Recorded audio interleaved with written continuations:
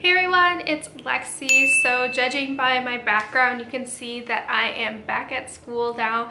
I kind of just filmed a chatty get ready with me where I kind of fill you in on everything that's going on and like my last year of grad school and all that. So that will be posted Friday, so you can go check that out when it's up. But basically today's video, I'm going to be sharing with you my top 5 books that I read this summer. So this summer was a really good reading month for me. I feel like I had a lot of good books that I loved, but it was really busy. I had my clinical rotation, so I was always busy with that.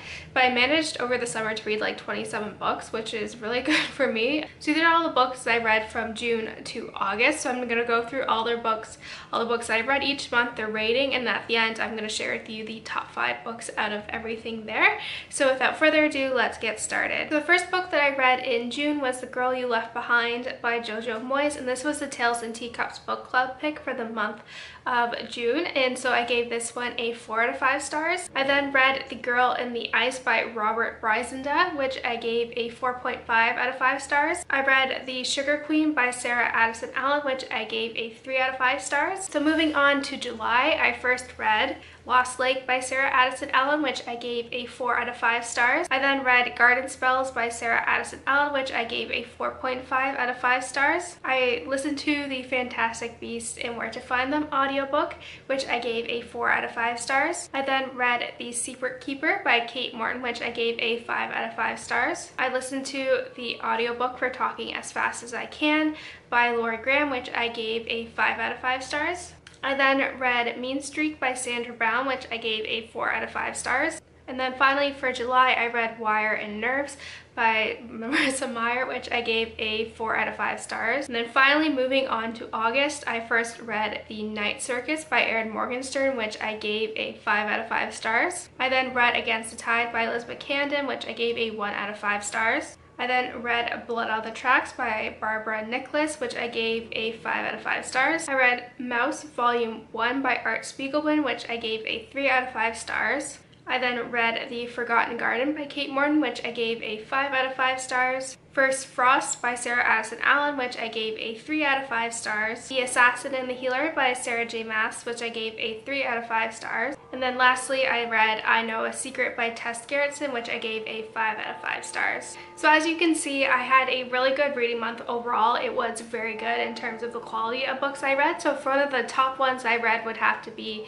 The Girl in the Ice by Robert Bryzenda. This is a book that I picked up in February from a used bookstore. It was one I had my eye on for a while, and I was really happy I decided to pick it up. It follows a detective named Erica Foster who is in London, who's a detective there, and when she is like her first case there, they end up finding this woman in the ice who is actually from a really wealthy family, and because of how the political influence that this family has, they're not really kind of allowed to look into this case further. But Erica realizes that there's something more to this that meets the eye, so she kind of has to uncover everything. And I thought this was a really good start to the series. I really enjoyed it. I felt Erica was a really unique character. We kind of get to know more about her past in this one, but we get a little dip into her past, which I think is really interesting. She is kind of suffering from PTSD and just kind of everything that happened, so she's kind of starting over fresh, being a detective at the London branch,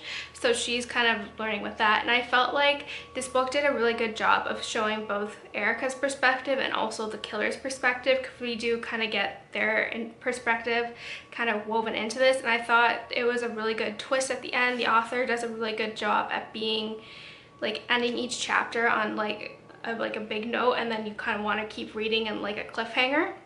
And it's also one of the things that I really enjoyed about it was that, unlike all the other series, when you start out, a lot of them are a little bit dated, so this one is very modern. I think it came out in the early 2010s, so it is relatively new, and pop culture that they talk about is very relevant and kind of new, which I enjoyed. There's only like 3 books out already in this series, so if you want to get into it, I highly recommend it. It won't take long for you to kind of get into that. So the other book would have to be The Secret Keeper by Kate Morton. This is probably within one of the top 5 books that I've read ever. It was amazing.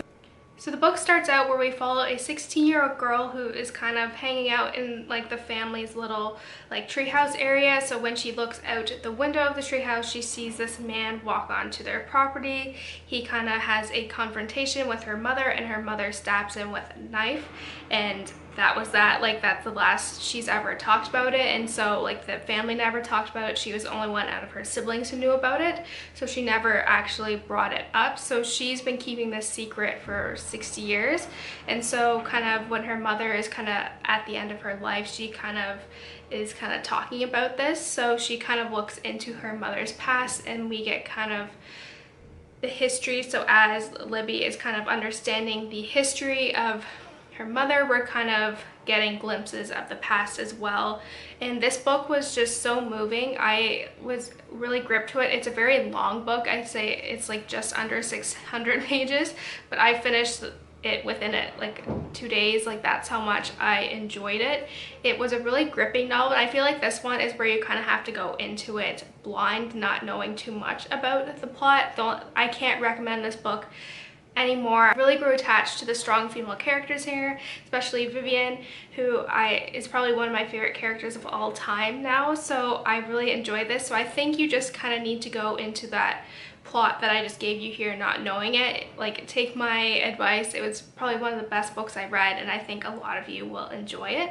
So the next one would have to be The Night Circus by Erin Morgenstern, and this is a book that I've had on my shelf for a while, and I've heard so many great things about it, but I only decided to pick it up then, and I am so happy I decided to pick it up. It was a very atmospheric book, and just everything about it was just, I don't know, I could taste everything from the food that's mentioned. I could smell the air and like the circus. I could visually imagine everything, and it was just amazing. So it follows Celia and Marco, who kind of, when they were younger, they were kind of raised by these magicians, and they were kind of forced to make an unbreakable vow where they will compete against each other in the Night Circus.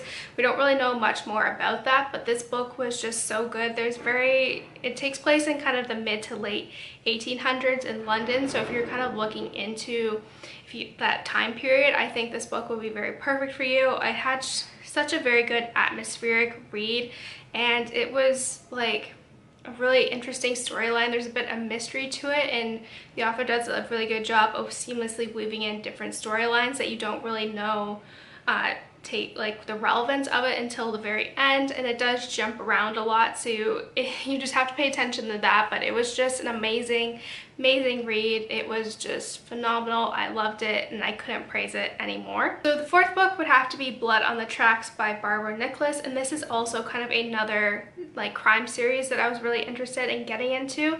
What I thought like that really drew me in is that it stars a female protagonist who has a dog sidekick.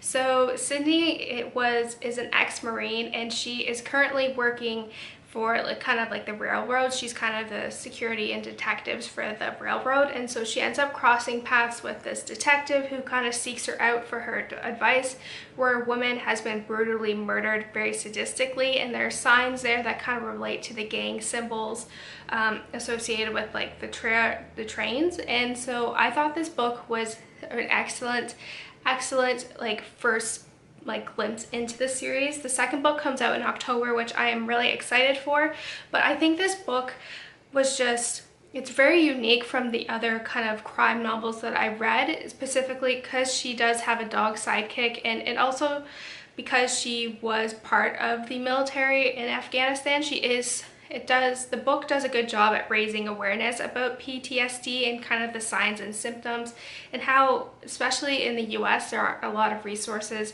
for people coming back home to like kind of get that problem solved out.